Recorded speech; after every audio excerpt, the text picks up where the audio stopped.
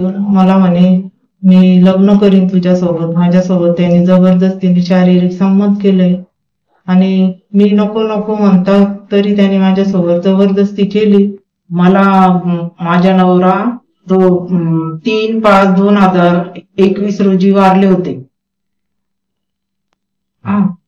आणि मग मी तिथं कंडारीला राहत होते. मग मला माझ्या बहिणीचा फोन आला तर ती म्हणे का ग तुम्ही लग्न केलं का? तर मी म्हणलं नाही मी केलं नाही अजून. तर म्हणे बाई माझ्या बहिणीचा पोरगा म्हणतो की हाय इथं तर करशील का तू? म्हणलं नको बाई मला 3 वर्ष झाले मी आता करत नाहीये. तर नको ग म्हणे करून घे म्हणे. तर तो बहिणीचा पोरगा घेतला त्यांनी फोन आणि बोलायला लागला कर ग ताई म्हणे लग्न करूनच तुझी जिंदगानी सुखी राहील असं तसं सांगायला लागला तो. तर मी म्हणलं बरं बाबा घेऊ नये बरं मला मी बघते त्याला. तर तो त्याला न घेता तो एकटाच आला 29/6/2000 रोजी तो माझ्या घरी 29 तारखेला आला एकटाच.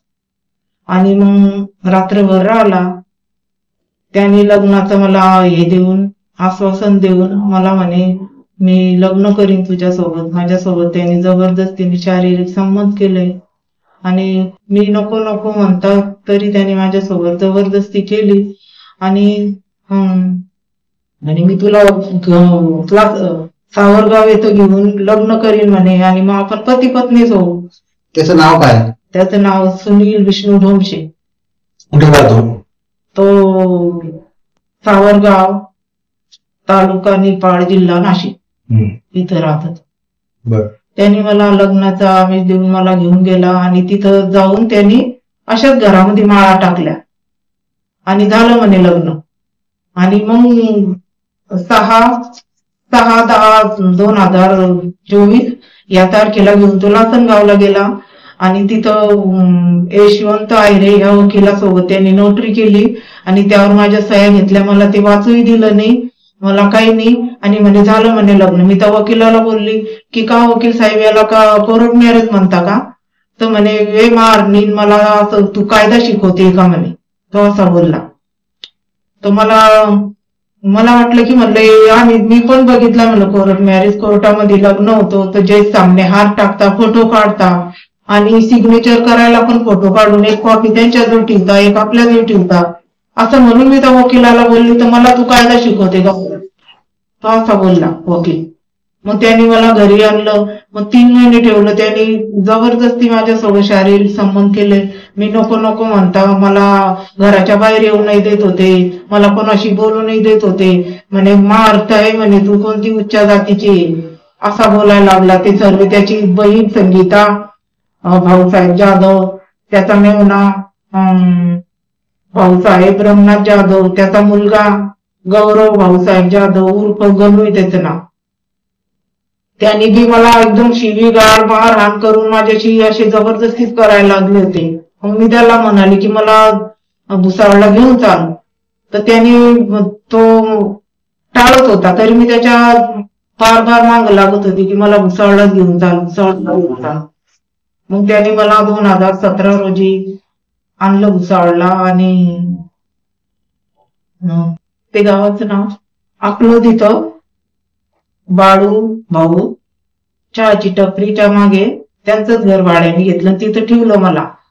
आणि 15 दिवस चांगला राहिला तिथं पण त्याने माझ्यासोबत शारीरिक संबंध केले जबरदस्ती केली. मला 2012 रोजी टाकून निघून गेला. तर मी मग 30 तारखेला इथं आली आपल्या शेरी पोलीस स्टेशनला. तिथं तक्रारी लिहून दिली. त्यांनी काहीच कारवाई केली नाही त्यांनी. तर मग मी हिमत की का बरं तुम्ही तर म्हणता की सर्वांची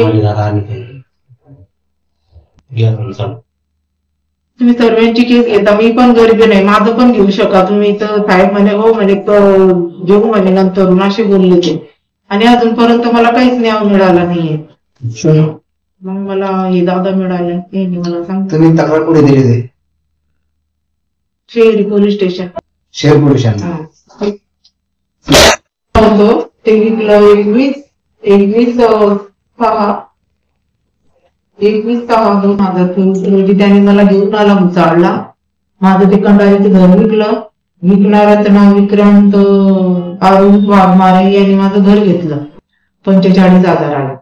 ते पैसेही त्यांनी ठेवले आणि माझ्या घरामध्ये पेटीत 5 ग्रामचे माझ्या पहिल्या नवऱ्याची पोत घातली होती त्यांनी गळ्यात, ती पण घेऊन गेला तो आणि ते 45,000 पण माझ्या हातात दिले. मी ती पण त्याच्याजवळच आहे आणि पोत पण घेऊन गेला तो माझ्या.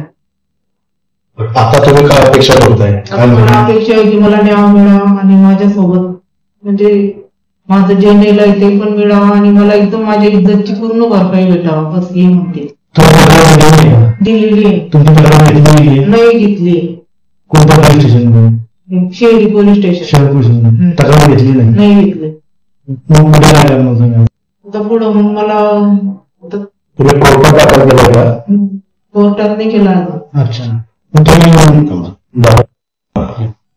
मी परत पोलीस स्टेशनला तक्रार देणार आहे. जर ते माझी कंप्लेंट नाही घेतली तर मी वरिष्ठ जळगाव येथे वरिष्ठ पोलीस अधिकारी यांच्याकडे कंप्लेंट करणार आहे त्यांची.